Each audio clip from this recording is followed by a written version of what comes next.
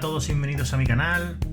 Hoy vamos a explicar cómo quitar este parpadeo naranja tan molesto del micrófono de la marca Blue, el Yeti, el modelo Nano. ¿Cómo se quita? Súper sencillo, la verdad que al principio me rayaba un montón.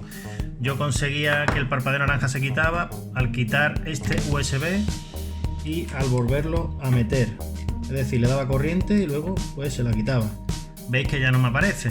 Ya estaba encantado, estaba muy contento, pero veis que al rato otra vez, y si no cuando abríamos el programa, volvía a salir. Bueno, os voy a explicar cómo se quita este parpadeo naranja tan molesto.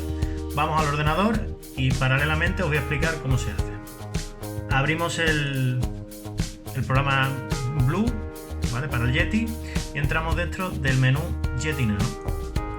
Una vez abierto, veis que aquí aparece una ventana que pone Open Control Panel, donde pone Warning, o sea que te está alertando de algo, ¿no?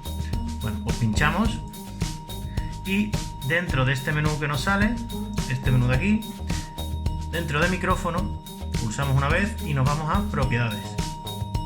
Dentro de propiedades nos vamos a opciones avanzadas y aquí donde pone formato predeterminado, cambiamos el canal, es decir, está ahora mismo en 44100, pues nos vamos a 48000 directamente.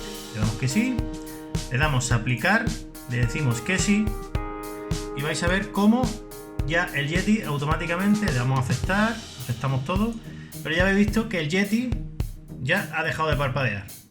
Bien, incluso mira, si pulsamos, ¿veis? Ha dejado de parpadear.